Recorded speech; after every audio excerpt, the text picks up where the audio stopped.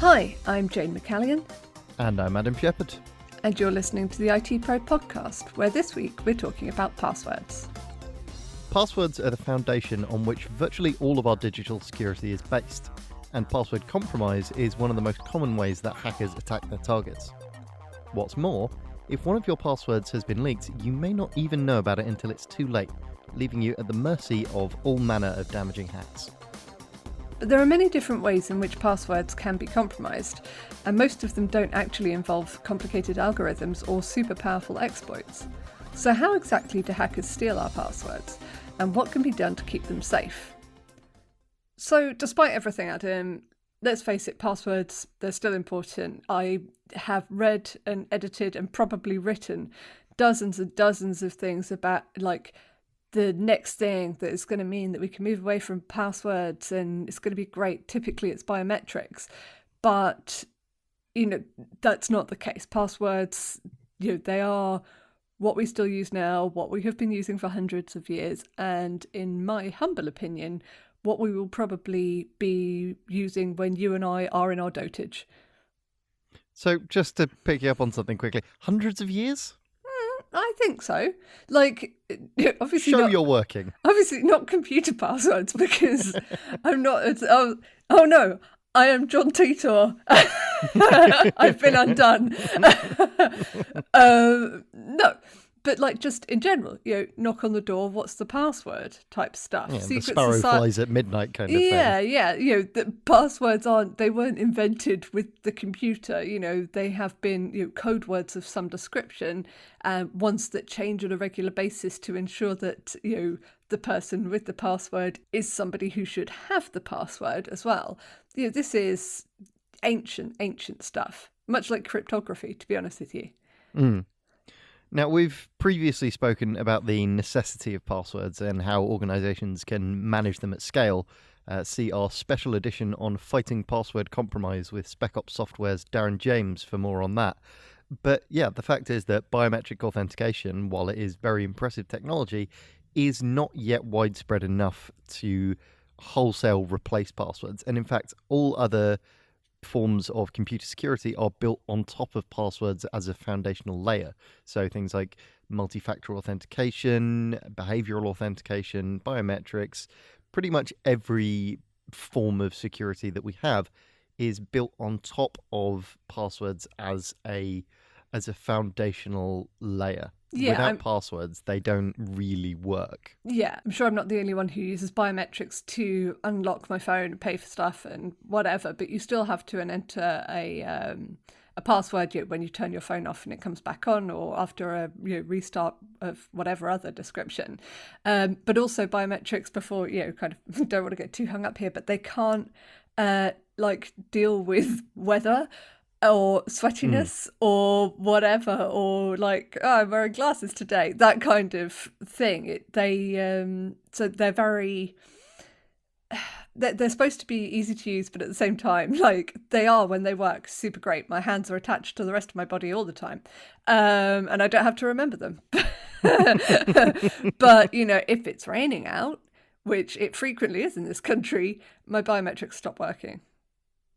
Yeah, and also most consumer-grade biometrics can be bypassed if you have the password. So with your phone or your laptop or whatever, even if you have biometric security set up, that can be bypassed in favour of just inputting the password or passcode or whatever. So how do hackers get passwords? So there's lots of misconceptions around how hackers actually obtain passwords through nefarious means. There's a lot of assumptions that it involves either using incredibly complicated algorithms to brute force passwords. You see it a lot in films where you've got a kind of an algorithm rapidly crunching through characters and getting one character and then another and then another and then another and etc., or that the only way to get a password is by eavesdropping on you, and if you post it on social media or whatever, and kind of working it out that way. But that's actually not the case. There are actually a ton of really, really easy ways that hackers can get hold of your password. Yeah, and we actually have something on the site about the top password cracking techniques, but the reality is that data breaches are the biggest source of passwords. So if you used the same password for your teenage account with Yahoo Mail, for example, and that gets breached, but you are still using that same memorable password all these years down the line, well, they've got the key to your analogous house. Aside from data breaches, there is also phishing attacks, where hackers can contact you via email or over the phone and trick you into revealing your password to them.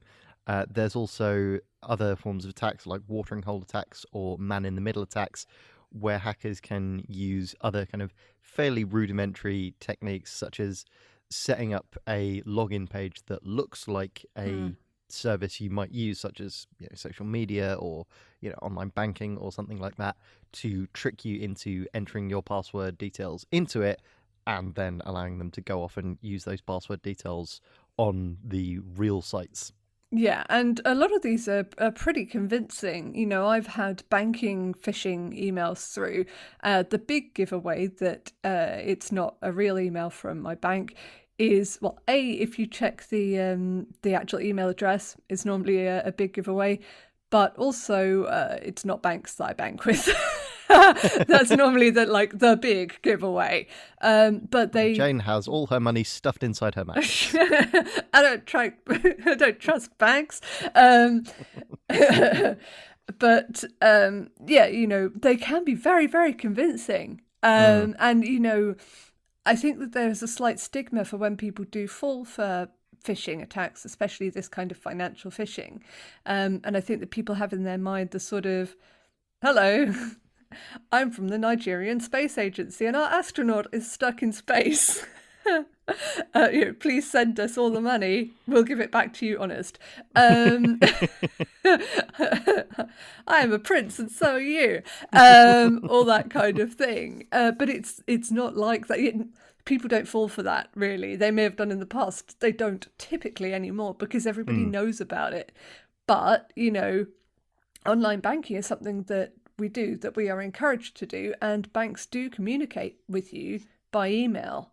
The thing to know is what they will and will not say to you and what you should or should not do. And if you're in any doubt at all, don't click the link. Just go to the site that you would normally log on through or use the app or whatever, and then you'll find out whether it's a genuine communication, or call them or whatever. And this goes for banks or your CEO or whatever, just that's really the way to go about it. Yeah, it's worth pointing out that your bank will never ask for your password over email or over the phone. And beware of anyone asking you to do something that you normally would not do in the course of your normal kind of banking or social media or whatever kind of activities. I mean, sure, that takes care of phishing and waterhole attacks. Just don't click the link, don't enter your details, don't do anything, step away from the Trust computer. no one. Effectively. I mean, that is the real crux of online security, is assume that everyone's lying to you. And once your stuff on. Yeah.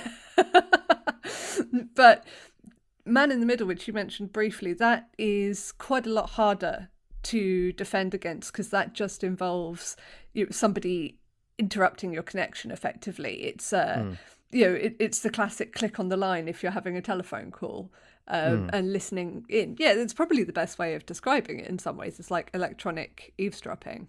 Yeah. It should, of course, be noted that has gotten a lot less easy to do with the widespread of HTTPS encryption on the web.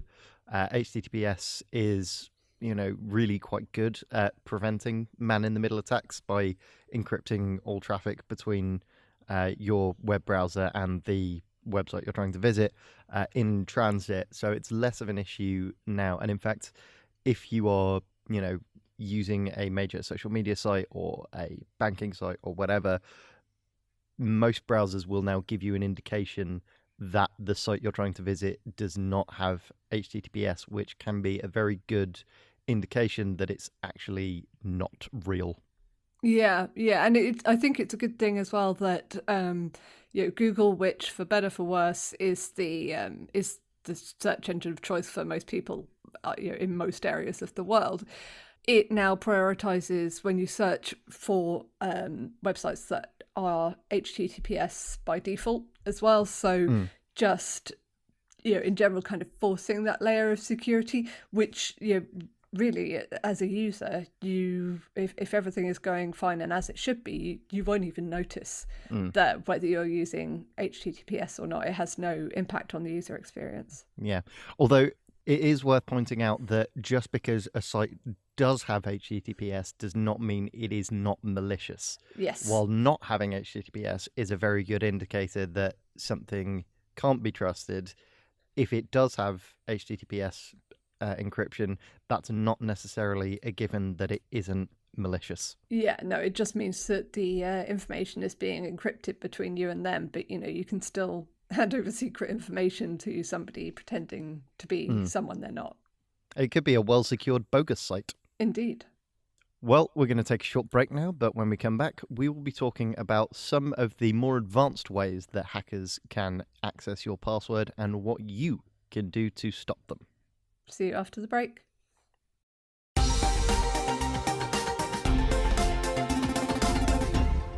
Welcome back. So let's talk about some of the other more advanced ways that hackers might be able to take or break your password. So probably one of the most long-standing and typical ones is the dictionary attack. Now, this is closer to the kind of quote-unquote Hollywood version of password hacking. And this does involve taking big, long lists of words which might potentially appear in passwords and just brute forcing them one after the other against passwords to try and find a match. So when you look at studies of passwords and common patterns within passwords, there are things that come up again and again and again. So, love, God, football teams, sports teams, various common patterns, and by running kind of every possible permutation of those patterns against a target's passwords, hackers can brute force their way in, but it is more difficult than the kind of easier methods that we mentioned before the break, and it typically takes a bit more time. Now, you can speed up how long that takes by using more powerful computers with fancy high-end graphics cards and meaty CPUs, but it does take a while. So typically it's only really used for targeted attacks against specific individuals. So company CEOs or finance professionals, celebrities, people that hackers know are going to give a good return on investment, if you like.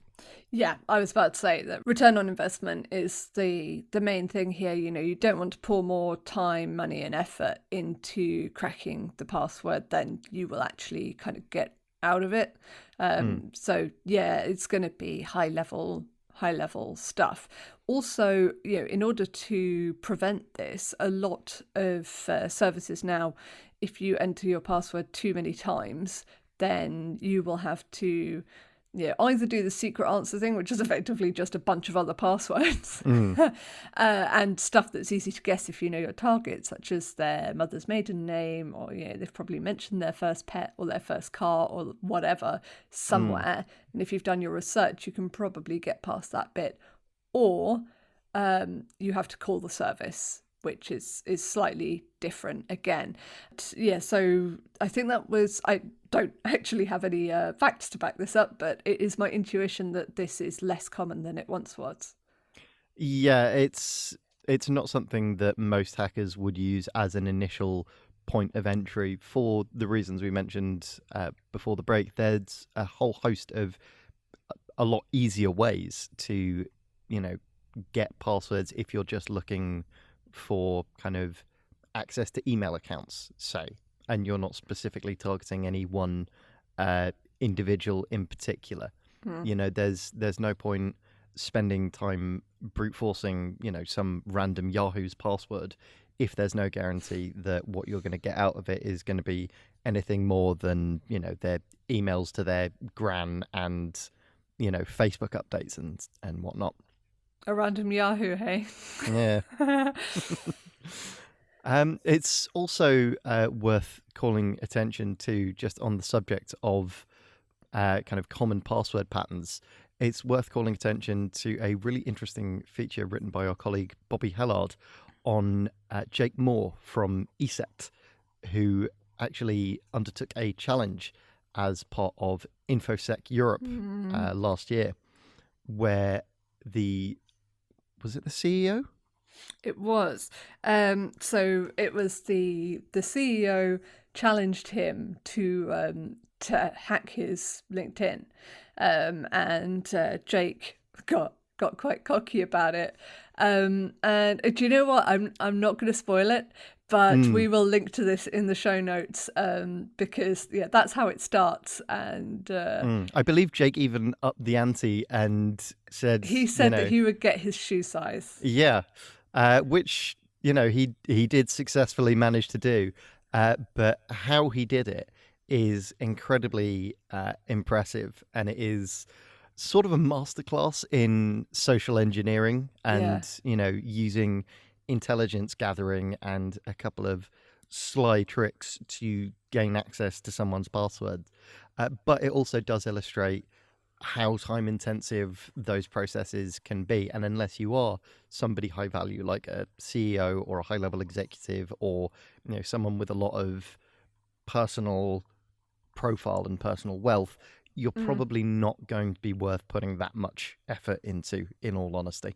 Yeah, and Jake did do it for a bit of a lark as well. But I mean, there are also elements, and we spoke previously in a previous podcast about the psychology of cyber attackers, hackers, and all that kind of thing, what their motivations are, but also, you know, the reason that people fall for targeted attacks and social engineering.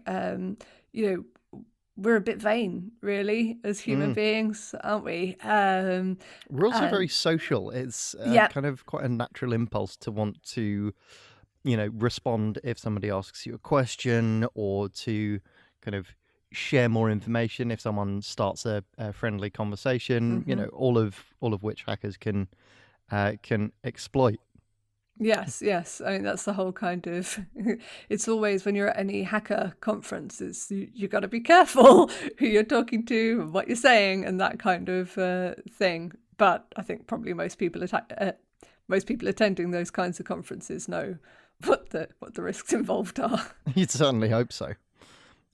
So one thing I wanted to touch on is that most people, when they're thinking about passwords, think that the most secure way to create a password is to have a big long password with lots of letters and numbers and special characters thrown in.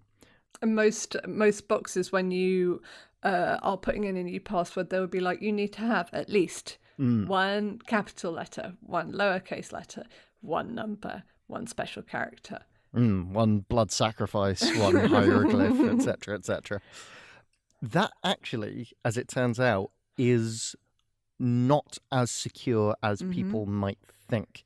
And the reason for that, as we previously covered on the Spec Ops podcast that we mentioned at the top of the show, is that those kinds of substitutions, if you're using, say, a number 5 instead of an S or a 1 instead of an I, they're very easy for computers to recognize and to guess. And these systems, password security systems, work off something called entropy. The more entropy a password has, the longer it'll take to brute force, and therefore the more secure it'll be. And those kinds of passwords are actually less secure than just using a series of random words that aren't necessarily connected but have some kind of significance to you. Yeah, and it's probably worth you kind of mentioning why as well. You know, leet L33 T or 7 is a sort of online way of spelling and speaking that has existed for literally decades, and that is just... God, that's depressing. Yeah, but that's, and that is just the way that it is done, is that if you can replace, vowels normally, but also certain consonants with numbers, then that's what you do. And it's not even a code, it's just a way of writing. But also, as covered, there is certain, if you're using the Roman alphabet as we do in English, then there are certain kind of ingrained ways that you write. So most people will start off with a capital letter because that is how you write. And the end will be maybe a punctuation point, quite often an exclamation mark, and or a number, because once again that is how you write. And in the middle you've got probably lowercase letters and maybe a little bit of leet. So we're predictable because that is the way that languages that use the Roman alphabet work.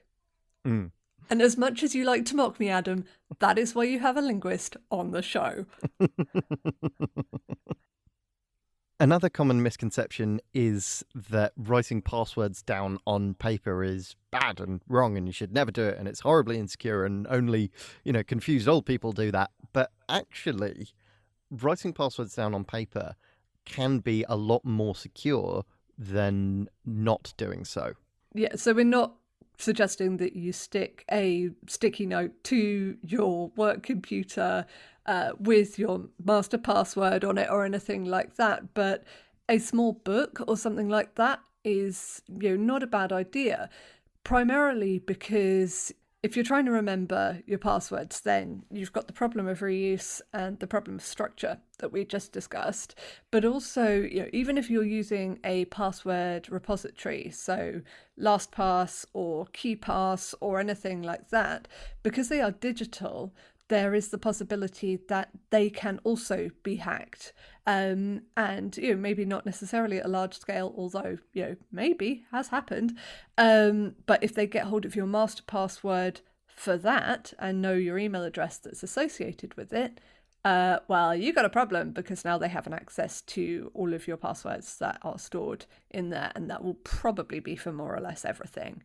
So a little black book, or red, orange, whatever color you feel like, is it's not insecure at all. It all comes down to threat models, right? Mm-hmm. Where is the most risk likely to be coming from? And if you have a little book of passwords that you keep, in your home office, or, in your desk at home, or, even at work, if it's in, a locked desk drawer or your locker or whatever, the odds of somebody breaking in physically and finding that book is much lower than somebody guessing one of the 3 passwords that you use for every single site. So that would be a very kind of high risk, low reward situation. Yeah, exactly. So what about, we are a business IT podcast. What can businesses do to try and, protect their staff and protect their own data?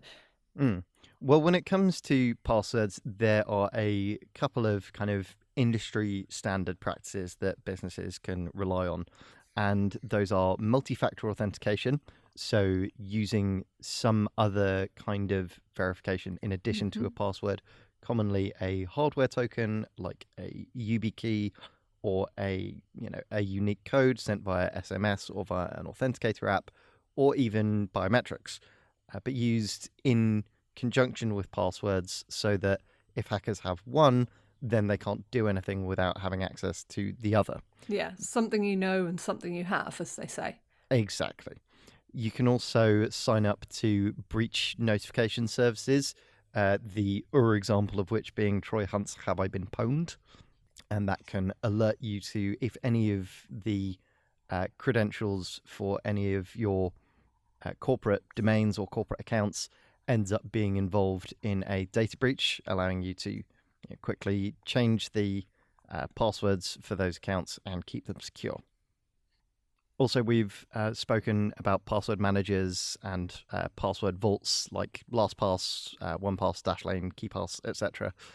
Quite a bit on this episode already, but investing in a corporate subscription to one of those services is an excellent way to make sure that your employees are having good password hygiene and aren't just reusing the same handful of passwords for every service that they use in both their professional and personal lives. And also mandating the use of it at a corporate level is, I think, a good way to ensure that your employees get into good habits when it comes to passwords.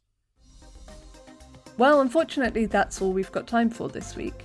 You can find links to all of the topics we've discussed today in the show notes, and even more on our website, www.itpro.co.uk.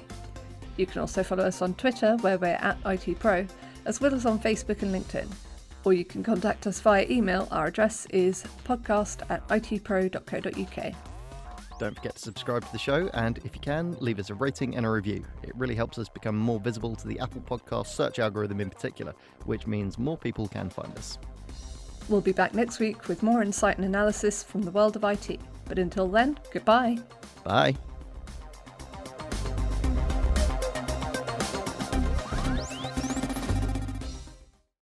The ITPro Podcast is brought to you by the Dennis Podcast Network.